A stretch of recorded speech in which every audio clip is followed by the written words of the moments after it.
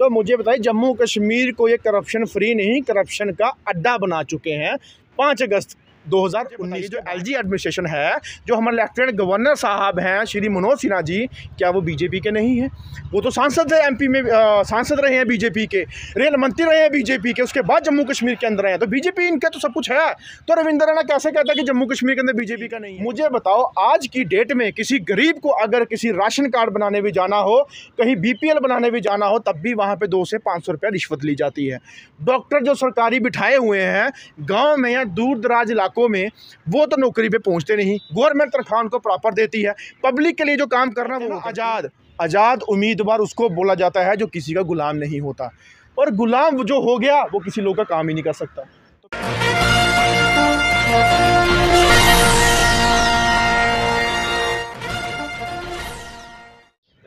आप सभी का स्वागत है जेके दास्तान में, और मैं हूँ आपके साथ बिलाल ब्लेसी, आपकी खिदमत में हाजिर। जिस हिसाब से जम्मू कश्मीर के अंदर करप्शन को लेकर जो है एहतजाज भी किए जाते हैं और उनके ख़िलाफ़ जो है बातें भी की जाती हैं, और आए रोज़ जो है बड़े बड़े पेपर लीक होने की खबरें निकल कर सामने आती हैं। तो वहीं दूसरी तरफ जब वो खबरें निकल कर सामने आती हैं तो जो यूथ यानी जो नौजवान तबका है वो डिप्रेशन का शिकार होता जा रहा है। हमारे साथ मौजूद हैं यहाँ के जम्मू के निवासी। क्या कहना चाहेंगे जिस हिसाब से यहाँ पर इस तरह की करप्शन को लेकर जो है बातें की जा रही है? पहले कहा जाता था कि करप्शन फ्री जम्मू कश्मीर बनाएंगे, आज की डेट में किस तरह देखते हैं? देखिए, जम्मू कश्मीर करप्शन फ्री की बात करते हैं। मुझे बताइए, अगर करप्शन फ्री होता तो इतने बड़े बड़े स्कैम आपके सामने नज़र आए हैं जम्मू कश्मीर के अंदर, चाहे वो JKPSC को लेके हो, फाइनेंस अकाउंट असिस्टेंट को लेके हो, चाहे हमारे फॉरेस्ट के हों, चाहे हमारे बैंक लोन के हों, या किसी भी लीडरानों को लेके, या कोई और नौकरियों में धांधली हो। मुझे बताइए कि अगर इनके पास करप्शन फ्री करने का नारा है तो फिर उसके साथ करप्शन लेने का बात कहाँ से आ गई? 400 करोड़, 200 करोड़, 50 करोड़ करप्शन है। तो मुझे बताइए, जम्मू कश्मीर को ये करप्शन फ्री नहीं, करप्शन का अड्डा बना चुके हैं 5 अगस्त 2019 के बाद। मैं कहना चाहता हूं कि हमारी एलजी एडमिनिस्ट्रेशन जब से यहाँ पे आई है, तब से जम्मू कश्मीर के अंदर ये धांधलियाँ ओपन हुई हैं। यूटी बनाने के बाद बोला कि यूटी बनाने के बाद जम्मू कश्मीर के अंदर डेवलपमेंट होगी, लोगों को कामकाज रोज़गार मिलेगा, जम्मू कश्मीर के अंदर स्मार्ट सिटी का निर्माण होगा, जम्मू कश्मीर के अंदर हमारी ट्रैफिक सिस्टम या नौजवानों का अनएम्प्लॉयमेंट दूर की जाएगी। लेकिन यहाँ कहाँ से? यहाँ पे एम्प्लॉयमेंट को अनएम्प्लॉयमेंट कर दिया। यानी कि जो नौजवान नौकरियां करने के फिराक में दफ्तरों में जाने के लायक था, उसको रोड पे खड़ा करके लाठियां खिलाने के मजबूर कर दिया। दूसरी बात रही करप्शन की। मुझे बताओ, आज की डेट में किसी गरीब को अगर किसी राशन कार्ड बनाने भी जाना हो, कहीं बीपीएल बनाने भी जाना हो, तब भी वहाँ पे 200 से 500 रुपया रिश्वत ली जाती है। डॉक्टर जो सरकारी बिठाए हुए हैं गांव में या दूर दराज इलाकों में, वो तो नौकरी पे पहुँचते नहीं। गवर्नमेंट तनख्वाह उनको प्रॉपर देती है। पब्लिक के लिए जो काम करना वो करती नहीं। तो मुझे बताइए, उसके बाद आपकी एजुकेशन सेक्टर, हमारा टीचर लाख रुपए पे लेते हैं, सरकारी स्कूलों के अंदर 5 से ऊपर बच्चे नहीं हैं, पढ़ाई प्रॉपर वहाँ पे दे नहीं पा रहे। तो मुझे बताइए, जम्मू कश्मीर के अंदर करप्शन छोड़ के यहाँ पे तो बर्बादी का जो है अड्डा बना चुके हैं। और लीडरानों को आज भी पड़ी है कि मुझे इस पार्टी में संतुष्टि नहीं है, इस पार्टी में पैसा नहीं है, करप्शन नहीं है, इज्जत नहीं है, दूसरी पार्टी में जाओ।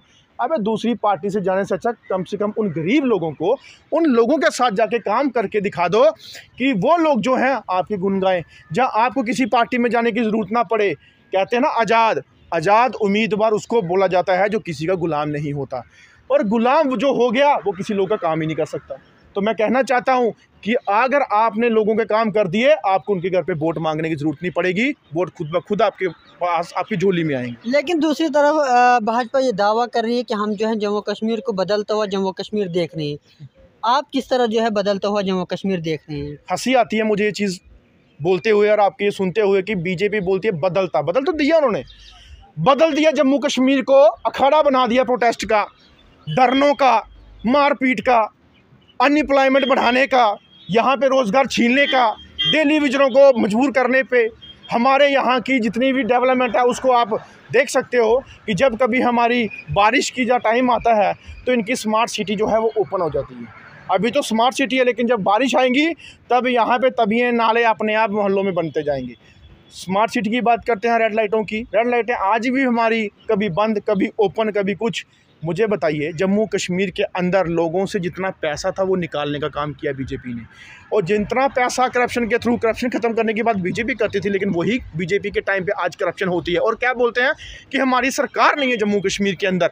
बीजेपी का रविंदर रैना जो बैठा हुआ, चिंता नहीं करनी, चिंता ने उसने पूरे जम्मू कश्मीर को करवा दी। लेकिन मुझे बताइए, जो एलजी एडमिनिस्ट्रेशन है, जो हमारे लेफ्टिनेंट गवर्नर साहब हैं श्री मनोज सिन्हा जी, क्या वो बीजेपी के नहीं हैं?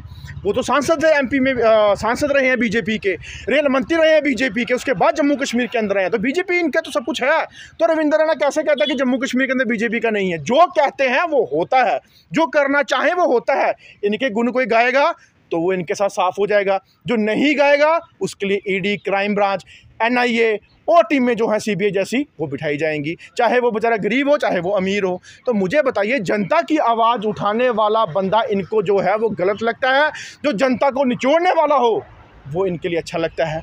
तो मुझे बताइए, आज हमारे उन नौजवानों की आत्माएं रोती होंगी जिन्होंने इस देश को आज़ाद किया। शहीद भगत सिंह जैसे, राजगुरु जैसे लोग, जहाँ हमारे जितने भी उस टाइम के आज़ादी के लोग थे, उन्होंने कभी जात पात और मज़हब नहीं देखा, लेकिन बीजेपी ने आज जात पात मज़हब को भी खड़ा करके दिखा दिया, बांटना शुरू करवा दिया हमारे हर एक कौम को, हर एक एरिए को। इन्होंने ही बनाई हुई चीज़ें बोली कि एससी, एसटी, पहाड़ी, गोजरी, कश्मीरी, डोगरा आज क्रिएट करवा दिया। हम लोगों को था कि हम जम्मू कश्मीर के वासी हैं, हिंदुस्तानी, हमें वो प्यार था, लेकिन आज इन्होंने वो चीज़ हमें सिखा दी कि ये फ़लाना है, ये फ़लाना है, हमें नफ़रत पैदा करवा दी इस बीजेपी की वजह से। तो जहाँ पर करप्शन की बात की जाती है, क्या लगता है कोई सियासी लीडर इसमें या सियासी पार्टी इसमें कोई मिलावट नहीं है कि ताकि आजकल हमारी सरकार है तो हम जो इसी दौरान कई घोटालों से जो है पैसा वसूलेंगे, कहीं क्या लगता है क्या सियासतदान भी इसमें मिलावट तो नहीं है? देखो, इसमें सियासतदान भी हैं, एडमिनिस्ट्रेटर भी हैं, क्योंकि सियासतदान जो हैं वो ग्राउंड पे जाके देखते हैं कि कौन रिश्वत देने वाला है, कौन बिकाऊ है, किससे हम पैसा लेके करें, और सियासतदान आज जाके एडमिनिस्ट्रेटर से जाके अपना सेटअप करते हैं।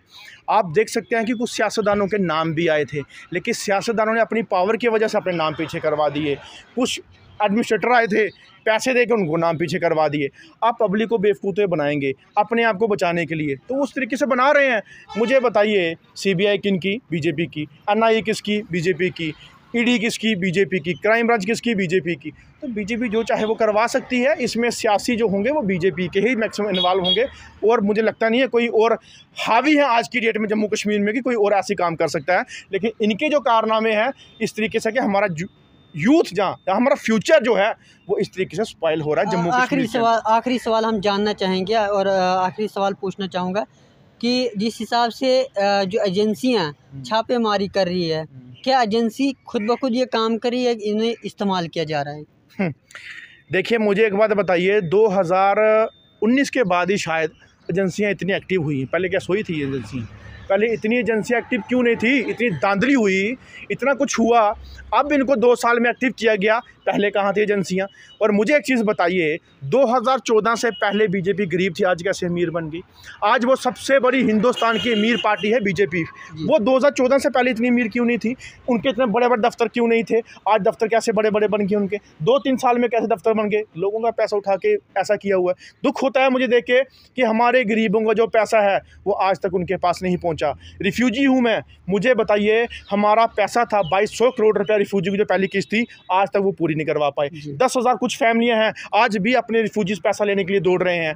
मुझे बताइए, 93,000 करोड़ रुपए जो सैंक्शन हुआ है होम मंत्रालय से आज से 2014 में, तो मुझे बताइए आज तक वो पैसा कहाँ है? किसके पास, किस डिपार्टमेंट के पास वो पैसा है?